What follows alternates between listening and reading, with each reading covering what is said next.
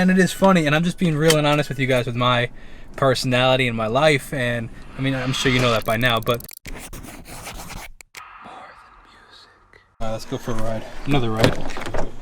Yo, sunblock is not good for my face.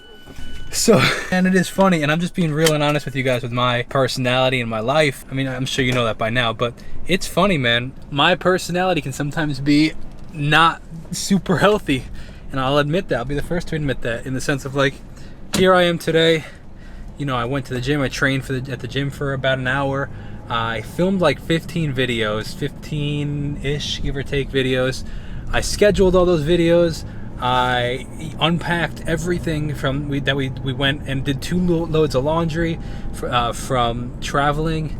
I went to a beautiful park with Bullet and filmed, oh gosh, I got something in my eye. And filmed, I think, 4 videos. I think it was 4.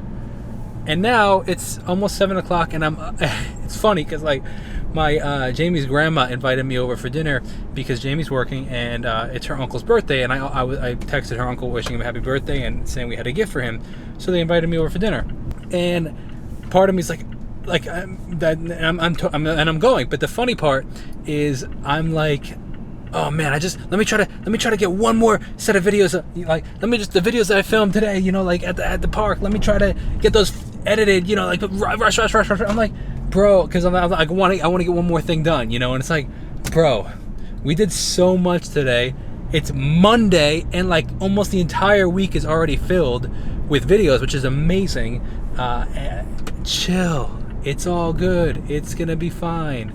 On a completely different note, I'm going to pick up a gift card from Rob Key's, which is me and Jamie's probably favorite restaurant. It used to be like this really local restaurant where like our families would go to, you know, just on a Sunday after church, or like for a birthday usually, or anniversaries.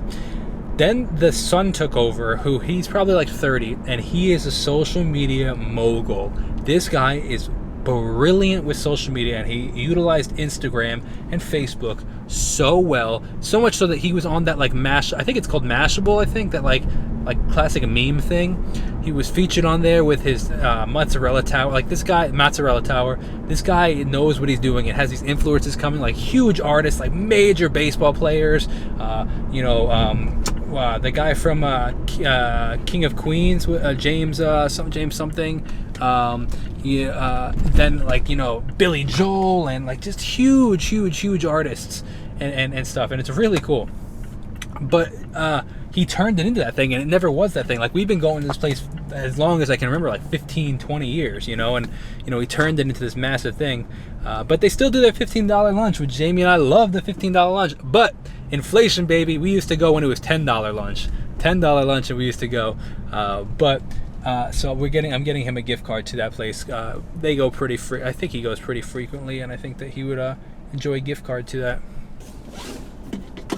You know what? I pray it never happens, but I'm like waiting for the day that I'm like filming and like I back right into somebody or something like that. Even with me not even even with me paying attention while filming, like paying attention to the road. But we got the Rob Key's golden ticket right there, the gift card. I think I love that place, man. Like, you know what? While typically my wife takes her friends and they all get free stuff, and Jamie and I go and we don't get free stuff, I still like that place. Even though we go all the time, and it's all good. It's funny. It's fun. I think it's the funniest thing ever. Jamie and I go literally probably twice a month, and she takes her friends who have never been, and they all get free stuff, and it's like, bro, I've been here for like, I want a free drink, or I want a free appetizer. It's all good. It's just, I find it hysterical. But dude, I have so much to tell you guys. So there's that. My uncle in conversation gave me this sick idea while we were camping, and I'm gonna try, and I think it's gonna be, if this can work, it's gonna be sick. So his idea was, because he heard about all the interviews that I was doing on my channel and all the people I was meeting, he was like, why don't you reach out to these artists and these shows that are happening on Long Island? For example, like these artists that are coming to these local venues, whether they be large venues like, you know, Jones Beach Theater, which can hold several thousand people, or you know, the in Huntington Village, which is a town away from me, the Paramount, which can probably hold like 2,500 people. Like, everybody that's coming to the island in the next 4 months or something like that, send their managers an email and say, hey, I'll just say, hey, I'm going to the concert, even if I'm not. Say I'm going to the concert, because I could always buy tickets after the fact and get the tickets, no matter how much they cost. It'll be a business expense. I mean, I'm not saying I'm going to drop $500, but I'm saying like it'll be a business expense. And once you hear why, it's going to be a brilliant idea. Say, hey, I'm going to the concert. I am a YouTuber. Give them the whole spiel, like, you know, tell them what the plan is, and say, does so-and-so have a time for a 5-minute interview backstage and to talk about blank, you know, and whether I do it, like, I might change the idea up to be like more like a 10 questions kind of thing, like a 10 questions. Whoa, Amazon, chill. All right, Amazon.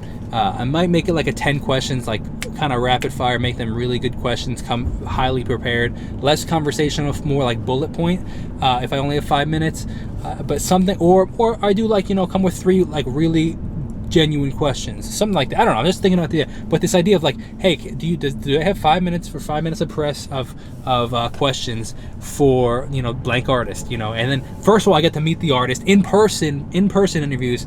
Second of all, you know, I got to go to the concert, and maybe we get special treatment for being like, you know, some of the PR press in the back, you know. I don't know, it'd be sick, you know, like, and my wife would freak out. So that would be really, really, really cool. Second thing that I want to tell you about is a really interesting idea. I just saw TikTok about the guy that has written songs for a lot of different artists. For example, Post Malone, Halsey, Camila Cabello, like major hit. Peaches by Justin Bieber with not John Bellion, because I know actually I don't know if John Bellion was part of that song, but regardless, like some other artist. And he, I was told, I was in the TikTok, how the way that this artist produces a song is he sits down and writes like melodies for like a minute, 10 minutes, like he writes down that many melodies, and then he picks the best of those melodies and then puts music behind those melodies, still only melody, like a hummed melody, still, and then he'll make the whole song based off the hummed melody, like, so in that'll be inside the song, like do do do do do do do, you know, it base the music around that, create the whole production, and then last step, you have the whole song, you have the whole production, you have the whole melody, then add words and lyrics. Very interesting idea, and it's something I might consider trying to do. I know we've had days like the both of those, but we know that's life, and that's how loving goes. I found that love is like drink. Well, let's sing. Good boy, sing. Good boy, sing. Good boy, sing. Good boy. Good boy, sing. Good boy. Good boy, sing. Boy. Good boy. Good boy, sing.